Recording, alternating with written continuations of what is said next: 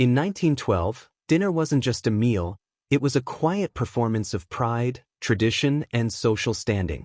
Behind lace curtains and gaslit dining rooms, middle-class American families gathered for dishes that told silent stories, recipes crafted with care, passed down in whispers, and now nearly erased from our memory. But what did they eat? What meals filled the tables of clerks, teachers, and shopkeepers? Those who weren't rich, but clung tightly to dignity and flavor. You won't find these dishes in modern cookbooks. Some were elegant, some were peculiar, and a few, almost scandalous by today's standards. Today, we're digging deep into the forgotten kitchens of Edwardian America, uncovering 12 hauntingly delicious recipes that once defined a family's pride and a nation's changing taste. So tighten your apron, because what you're about to see will make you rethink everything you thought you knew about early American cooking. Stick around till the end, because Recipe 12 was banned from some dining clubs for being too indecent. It looked like any ordinary pie, until the first slice was cut. Out spilled a warm, golden stream of savory gravy, not by accident, but by design. This was velvet chicken pie with hidden gravy wells, a culinary secret from 1912 Edwardian America, once served at modest yet proud family tables. In an era before microwaves and takeout, presentation meant everything. Housewives took pride in surprise, and nothing amazed dinner guests more than this humble-looking pie that wept rich broth the moment it was served. Its filling? Tender poached chicken, shredded by hand. A slow-cooked mix of carrots, parsnips, and leeks, softened in butter, not browned, to keep the dish velvety. But the real magic? The gravy wells. Small hollow pockets, carefully crafted under the crust, were filled with thick chicken stock infused with nutmeg, onion, and a touch of sherry. When the pie baked, the crust sealed in the steam, and when cut, the wells released the hidden sauce like treasure. It wasn't just about taste. For Edwardian middle-class families, this dish represented refinement on a budget, a way to impress guests without spending like the upper class. No fancy silver, no servants. Just skill. And a quiet gasp when that crust broke open. But by the 1930s, this pie vanished.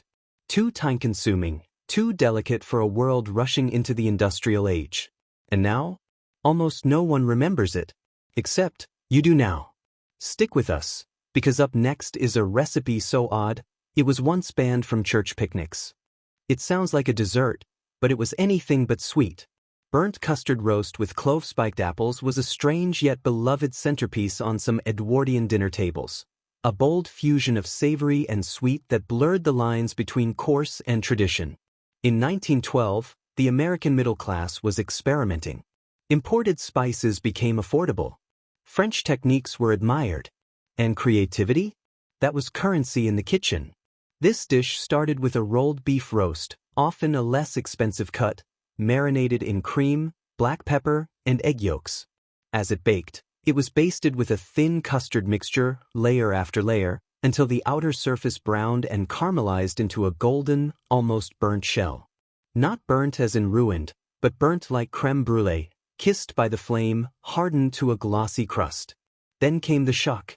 Around the roast, housewives placed halved apples soaked in clove-spiced vinegar and butter, slow roasted till the edges curled and the centers turned syrupy. Sweet, but hauntingly spiced. The contrast was deliberate. The sharpness of clove, the tartness of apple, the soft richness of the custard-glazed beef. It was a theatrical dish, meant to provoke conversation and pause. Served with silence, and then, stunned admiration. Yet by the 1940s, no one spoke of it again. It was too unusual. Too complex. Too Edwardian. It disappeared, swallowed by wartime rations and changing tastes. But here, now, for a fleeting moment, burnt custard roast lives again. And next up? A pie that was served with a spoon and fear. Don't go anywhere. It wasn't just food, it was status baked in porcelain. Celery cream casserole, once whispered about in Edwardian women's clubs, was not a main course, but a statement on the dinner table. Back in 1912, celery wasn't common. It was exotic, expensive, and proudly displayed in tall glass vases, not just for eating, but to show you could afford it. But socialites didn't just decorate with celery, they cooked with it. This forgotten dish began with young, tender celery stalks, blanched until soft and fragrant. They were then folded gently into a thick bechamel sauce, infused with white pepper, cream, a pinch of grated nutmeg, and the delicate essence of onion poached in milk. But what made it elite? A topping of buttery breadcrumbs, mixed with grated Gruyere or even imported Parmesan, baked until golden, crisp, and gently bubbling.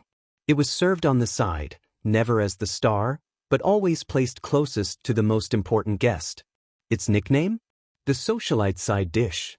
Because if you didn't serve it at your winter supper, you were whispered about behind gloves and fans. It wasn't about hunger, it was about taste.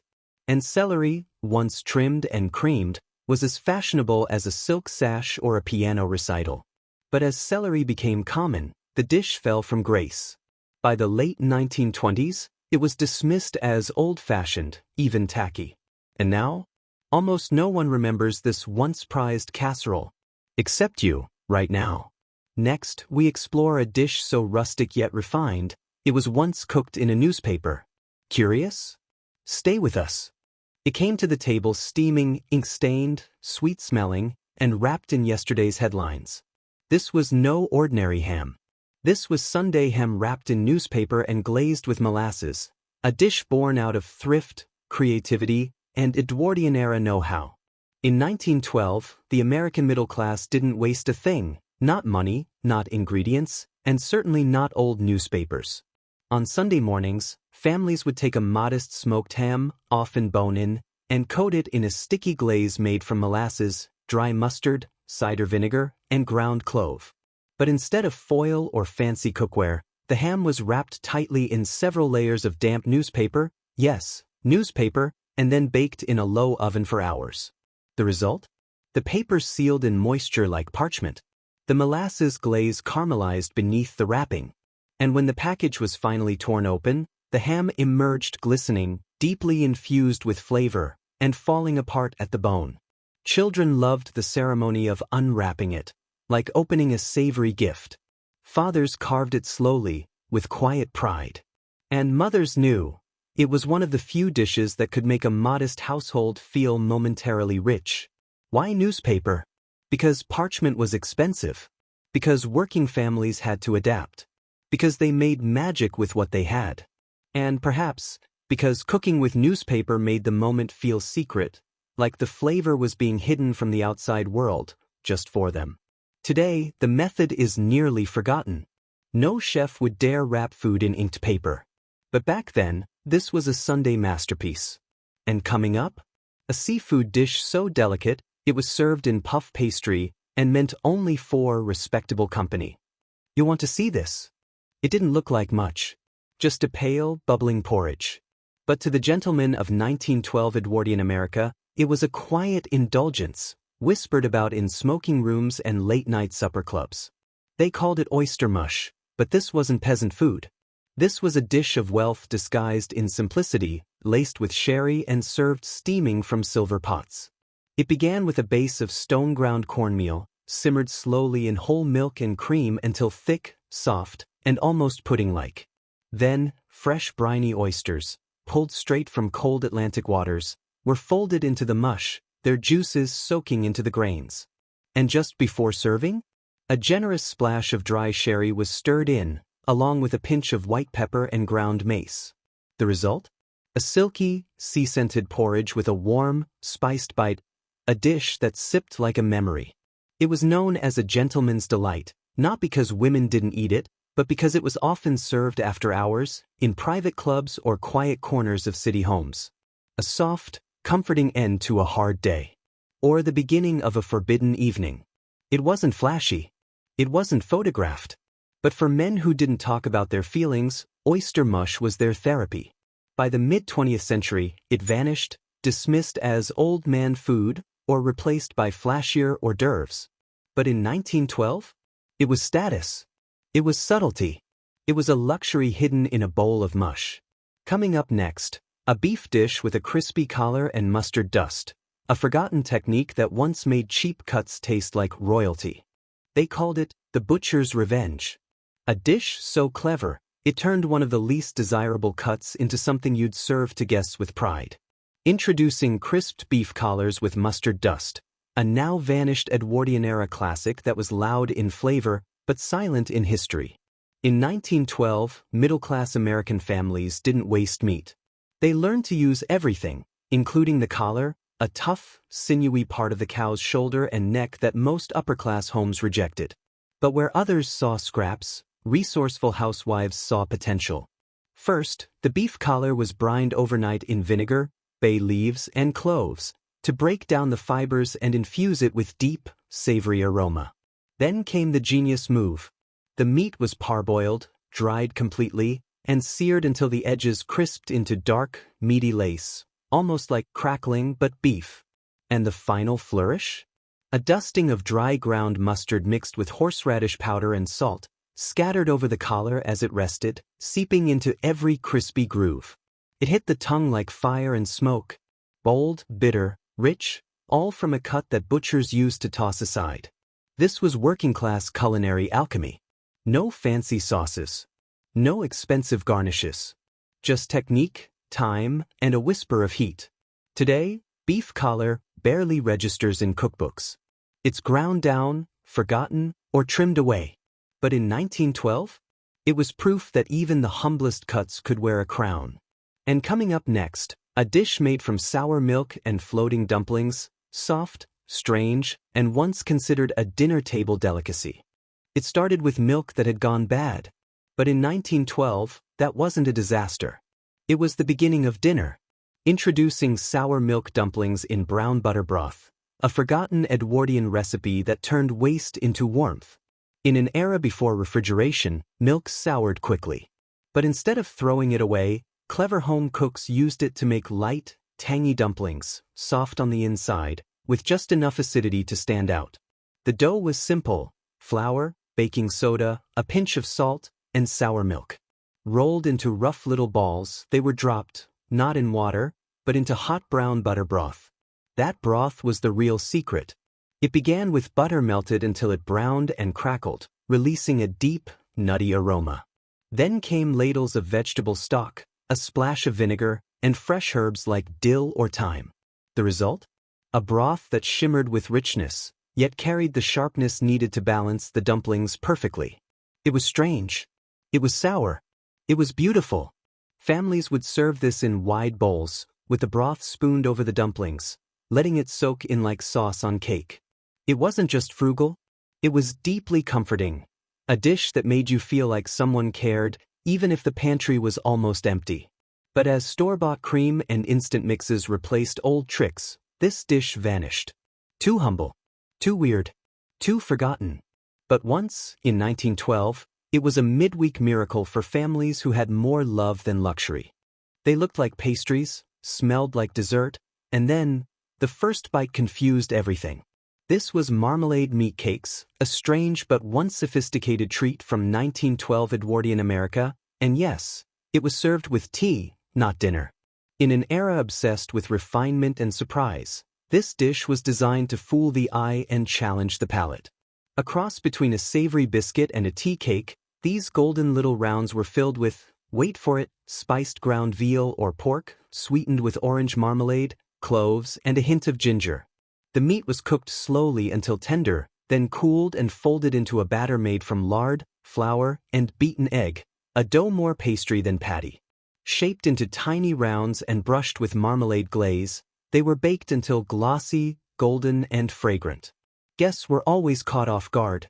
At the tea table, nestled between scones and finger sandwiches, these cakes looked innocent. But the first bite brought a warm, savory heart, laced with sweetness and spice, a taste you couldn't quite place. In polite circles, it was a conversation piece. In middle-class homes, it was a flex. You didn't just feed your guests, you entertained them. But over time, the idea of meat in tea cakes fell out of favor. Too unusual. Too risky. Too easy to misunderstand. By the 1940s, marmalade meat cakes were gone. No one served them. No one asked for them. And yet, once, they sat proudly on linen-draped tables between sugar bowls and silver spoons. Backhand index pointing right coming next. A wartime-era dessert built on nothing but breadcrumbs and burnt sugar. But it was so good, people still dream of it. It floated like a cloud, but grounded you like a memory. This was baked egg cloud over turnip mash, a forgotten dish from 1912 Edwardian America, served not for luxury, but for quiet nourishment. At first glance, it looked like something from a modern bistro, trendy, delicate. But it was born from frugality and imagination. The base? A soft, buttery turnip mash, made from boiled white turnips whipped with cream, a touch of nutmeg and brown shallots. It was earthy, slightly sweet, and velvety, the working-class cousin of mashed potatoes. But what truly made this dish unforgettable was the egg cloud. Cooks would separate the eggs, beat the whites until they formed stiff peaks, and gently fold them with a spoonful of lemon zest and salt. The whipped whites were spooned into little mounds, baked just long enough to form a golden, airy shell. Then, right at the center, the yolk was slipped in raw and whole. Back into the oven it went for a final, brief bake, until the cloud puffed and the yolk stayed glossy and molten inside. You didn't cut into this dish. You broke into it. And when the yolk spilled over the warm turnip mash, it was like sunlight melting into winter soil. Soft, humble, comforting. In 1912, this was often served as a light supper or a nourishing meal for invalids, elegant yet healing, simple yet sublime. But as instant mashed potatoes and factory eggs took over American kitchens, this gentle art disappeared. Today we scramble, fry, or boil, but we no longer float our eggs. And turnips? They've been cast aside like yesterday's food. But once upon a time, this dish proved that even the most ordinary root vegetable could rise and touch the clouds. Backhand index pointing right next up. A pudding made from nothing but breadcrumbs, lard, and burnt sugar, yet it once brought tears to the eyes of children who'd gone without. The name promised dessert, but what came out of the oven was meat.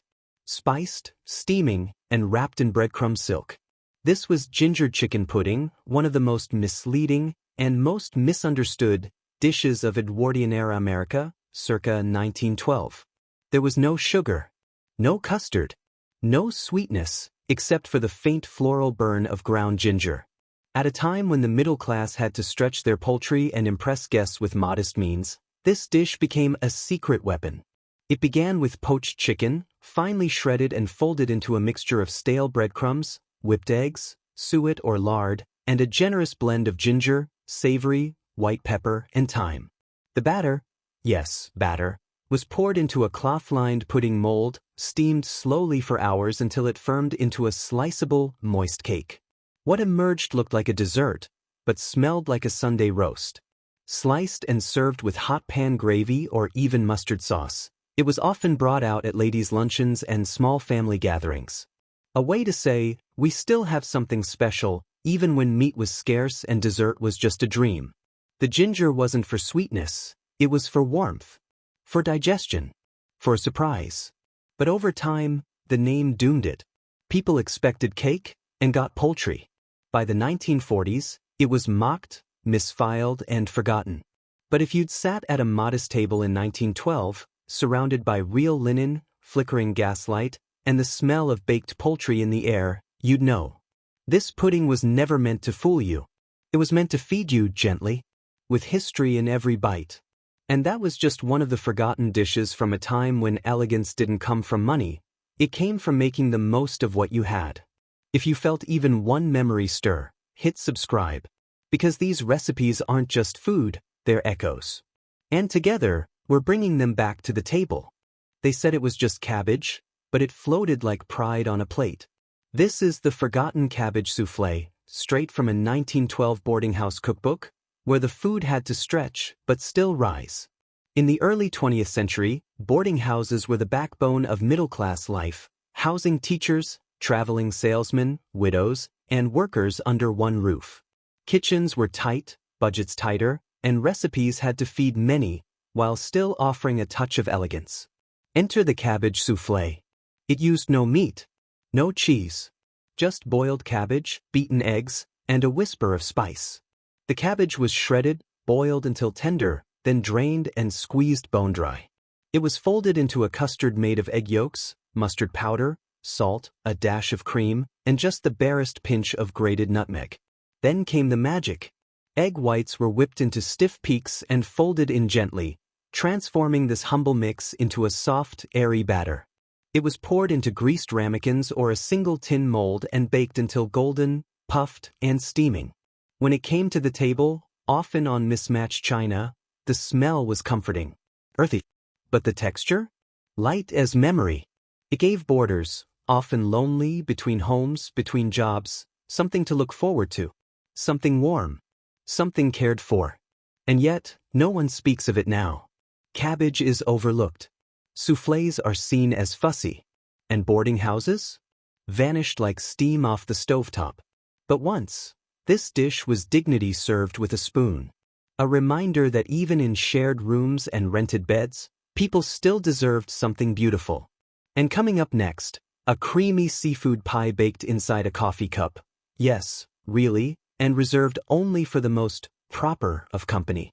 No lemons. No apples. No fruit at all. And yet, it tasted like something special. This was spiced vinegar pie, once called the dessert of desperation. In Edwardian-era America, 1912, families sometimes had nothing sweet left in the house. No fresh produce. No cream. But they had vinegar, flour, sugar, and faith. The filling was made with just a few humble ingredients. Vinegar, to mimic the sharpness of fruit. Brown sugar, flour, and water, boiled into a thick syrup. And then came the soul of the dish, a heavy pinch of cinnamon, ginger, and clove. This was poured into a flaky lard crust, often hand-rolled on a kitchen table worn smooth by hard times, and baked until golden and bubbling. When it cooled, it looked like a fruit pie. And to the tongue? Shockingly close. Spicy.